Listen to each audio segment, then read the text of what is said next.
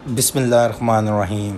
अस्सलाम वालेकुम दोस्तों। वीडियो शुरू करने से पहले मेरे चैनल को सब्सक्राइब करें और नीचे दिए हुए बेल आइकन पे क्लिक करें ताकि आने वाली वीडियोस का आपको नोटिफिकेशन मौसूल हो सके। दोस्तों, आज फिर हम अपनी डेली न्यूज़ बज़ वीडियो के साथ हाज़िर हैं। आज की अगर हम मार्केट को देखें तो हमें एक चीज़ ये ज़रूर समझ आएगी कि हम मार्केट में जो रेजिस्टेंस लेवल हमने बताया था वो था 45,000 से लेके 45,200 तक।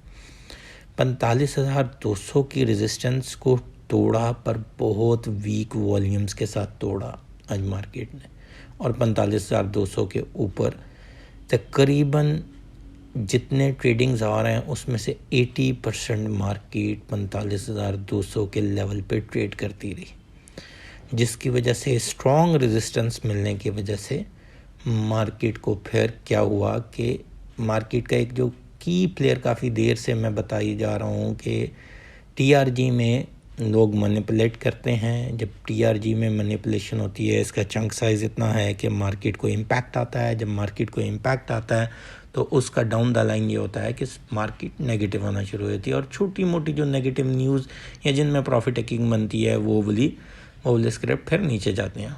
आज भी कुछ उसी तरह हुआ। पहले हम देखते हैं कल हमने क्या कहा था। हमने कहा था मार्केट ओपन पॉजिटिव होगी, मार्केट पॉजिटिव रहेगी और एक्सपेक्टेशन के मुताबिक पॉजिटिव क्लोज होनी चाहिए थी। अब हुआ ये कि मार्केट को जो न्यूज़ ट्रिगर मिला वो इस लेवल का था कि सिर्फ मार्केट को अपनी हायर रेजिस्टेंस तक हिट करा सका, लेकिन उसको ब्रेक नहीं किया हेल्दी वॉल्यूम के साथ। जब ब्रेक करती तो मार्केट अल्टीमेटली ऊपर सस्टेन कर जाती। अब मार्केट तकरीबन सुबह 9:30 खुलती है और 2-2:15 बजे तक मार्केट 45,200 के गिर्द ही घूमती रहती है, और अचानक 2:30 बजे मार्केट नीचे आती है, आहिस्ता आहिस्ता कूल डाउन होनी शुरू होती है, जिसका बड़ा अगर हम चंक देखें तो वो टीआरजी था। जैसे ही टीआरजी नेगेटिव गया तो फिर बड़े आईटी के स्क्रिप्ट में प्रॉफिट टेकिंग देखने में आई। ख़ुसूसन ऑक्टोपस में फिर प्रॉफिट टेकिंग हो गई। जो स्क्रिप्ट 65 रुपये या 70 रुपये पे चला था, इस वक्त 112 को टच कर चुका है, और अब प्रॉबली कल 102-103 के गिर्द हम दोबारा एंट्री ले सकते हैं, और ये दोबारा 104-5 तक होगा। और इसका बेसिकली ऑक्टोपस में आपने याद रखना है, जब इसकी बोर्ड मीटिंग अनाउंस होगी तो ये बढ़ेगा नहीं, इसमें मैनिपुलेशन होगी और ये उसके बाद नीचे आना शुरू होगा। याद रखिएगा, क्योंकि इसकी जो प्रॉफिटेबिलिटी या रिज़ल्ट पोस्टिंग होनी है उस लिहाज से मेरी एक्सपेक्टेशन इससे कोई इतनी एक्स्ट्रा ऑर्डिनरी नहीं है। इसमें से आपको एग्ज़िट उससे पहले ले लेना है, क्योंकि मैं प्रॉबली उससे पहले एग्ज़िट ले जाऊंगा। मैं अपनी सिनेरियो बता सकता हूँ, बाकी आप अपनी ड्यू डिलिजेंस के मुताबिक इसके ऊपर काम करें। अल्टीमेटली वो जस्टिफाइबल नहीं है, उसकी पी उसके मुताबिक स्टैंड नहीं करती। देखिए, मैं हमेशा वो चीज़ के अंदर सांस लेने को कहता हूँ जिस चीज़ में फंडामेंटल वैल्यू हो। न्यूज़ ड्रिवन थोड़ी देर रहती है चीज़ें। न्यूज़ ड्रिवन जो होती हैं वो उसमें आपने न्यूज़ के ऊपर लिया और सेल ऑन न्यूज़ होता है, और अगर वो न्यूज़ मटीरियलाइज हो जाए तो अल्टीमेटली आपको लेटर ऑन बेनिफिट होता है, फिर आप लॉन्ग टर्म के लिए स्टेक के लिए जाएं। जिस तरह यूसुफ वीमिंग के बारे में मैंने आपको एक न्यूज़ शेयर की, वो न्यूज़ ने ड्राइव किया।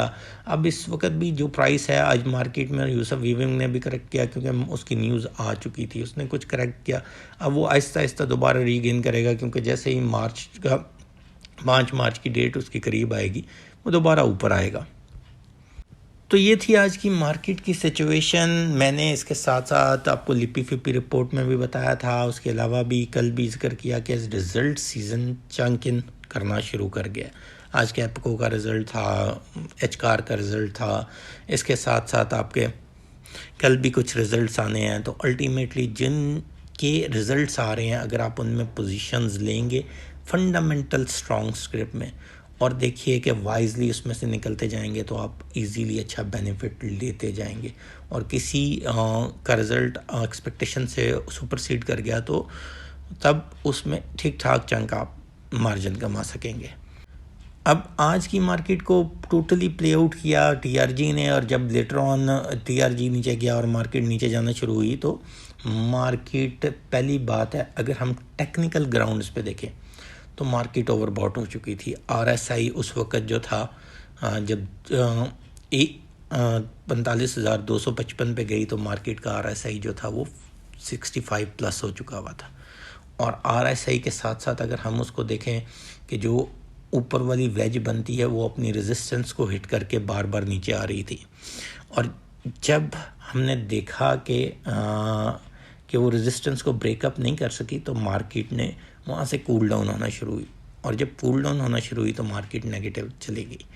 अब इस वक्त मार्केट जो है वो ओवरसोल्ड कंडीशन में ऑलमोस्ट चली गई भी है। अब इससे अगर हम ऑर्ली ग्राफ देखें या 15 मिनट का ग्राफ देखें तो हमें नज़र आएगा कि मार्केट में ऑर्ली ग्राफ में कल लगता है कि इनिशियल हाफ में करेक्शन और ले सकती है थोड़ी सी, लेकिन इसकी सपोर्ट जो है वो 44,700, फिर उसके बाद आपके पास 300 और फिर 44,000 पूरे पे इसकी सपोर्ट नज़र आती है। लेकिन अल्टीमेटली कल मार्केट पहले हाफ में थोड़ी सी नेगेटिव नज़र आती है और उसके बाद फिर दोबारा पॉजिटिव मोमेंटम आता हुआ हमें नज़र आएगा। एक चीज़ जहन में रखिएगा कि IMF की डील इस वीक में है, अगर उसमें डिले नज़र आया या कोई प्रॉब्लम नज़र आई तो अल्टीमेटली मार्केट रिवर्सल खा सकती है और ठीक ठाक इम्पैक्ट दे सकती है। न्यूज़ वाइज आज हमारे पास कोई ऐसी अनाउंसमेंट कंपनी की तरफ से नहीं आई। अल्टीमेटली हम रिज़ल्ट सीज़न या रिज़ल्ट के लिए वीक पर वीक वीडियो बनाया करेंगे जिसके अंदर हम आपको रिज़ल्ट एनालाइज करके बताएंगे कौन सी कंपनी का कैसा रिज़ल्ट आ रहा है और उसमें कहाँ से पोजीशन लेनी चाहिए।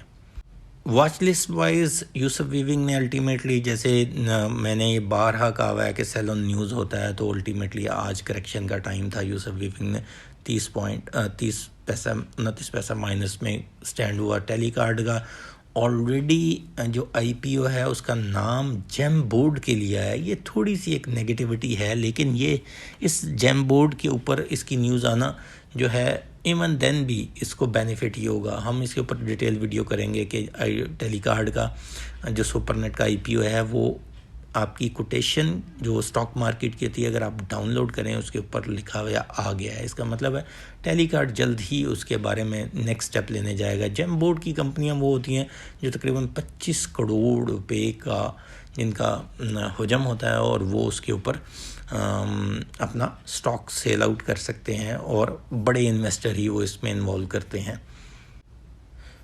इसके बाद अगर हम देखें मुगल स्टील पॉजिटिव, GGL जो था उसका एक्सपेक्टेशन यही थी कि एक तो नेगेटिव न्यूज़ से थोड़ी सी हिट की हुई है, लेकिन अल्टीमेटली GGL के अगले सिर्फ 10-15 दिनों के बाद ही ये बेहतर होना शुरू हो जाएगा, क्योंकि तब इसका रिज़ल्ट भी करीब आ जाएगा और सेकेंडली इनकी कॉर्पोरेट ब्रीफिंग को भी 1 महीना गुजर हो चुका होगा और फिर इनके जो 3 से 4 महीने का टाइम है ये यूजुअली अपने टाइम पे चीज़ें डिलीवर कर जाएंगे। उसके बाद वेव्स पॉजिटिव था, उसके बाद हम नेटवर्क वो तकरीबन 7.7 पैसा नेगेटिव था। ऑक्टोपस ने बड़ी करेक्शन ली कल 102 के ऊपर, इसमें दोबारा पोजीशन ली जा सकती है, लेकिन जेन में रखिएगा ये अपनी रेंज से बाहर है अभी। इवेंसियन जो इसकी पेरेंट कंपनी है वो इस 105 पे है, तो इसके अंदर छोटा हुजम होने की वजह से इसके अंदर काफ़ी ज़्यादा प्राइस अपसर जा चुका हुआ है। ये हमने जो कहें कि ऑक्टोपस की या ऑक्टोपस से रिलेटेड हमने जो न्यूज़ शेयर की थी वो जब इसकी प्राइस थी 80 रुपये पे, तो तब हमने ये कहा था कि इसके अंदर पोजीशन लेनी चाहिए। आयशा स्टील पॉजिटिव, उसके बाद JSBL इवन AGL जो है वो 1 पैसा नेगेटिव, PRL पॉजिटिव, हेस्कोल जो है वो नेगेटिव है, इसी तरह पाक इलेक्ट्रॉन पॉजिटिव और इवेंसियन नेगेटिव। कल के लिए मार्केट जो है ऑर्ली ग्राफ में मैंने जिस तरह बताया कि पहले और में थोड़ी सी नेगेटिविटी आ सकती है, लेकिन मार्केट का ओवरऑल सेंटीमेंट पॉजिटिव है, पैनिक होने की ज़रूरत नहीं है और मार्केट कल से गेन दोबारा मोमेंटम या दोबारा पॉजिटिव अपसर शो करेगी। अगर मार्केट में IMF की डील कंफर्म हो जाती है और उसका प्रोसेस में हम चले जाते हैं तो अल्टीमेटली मेरे अपने ख्याल में ये 45,200 की रेजिस्टेंस IMF की डील या न्यूज़ से ब्रेक होती हुई नज़र आएगी और हम बड़ी जल्दी टेक ऑफ लेते हुए नज़र आएंगे। शुक्रिया दोस्तों, चैनल को सब्सक्राइब करना मत भूलिएगा। अल्लाह हाफ़िज़।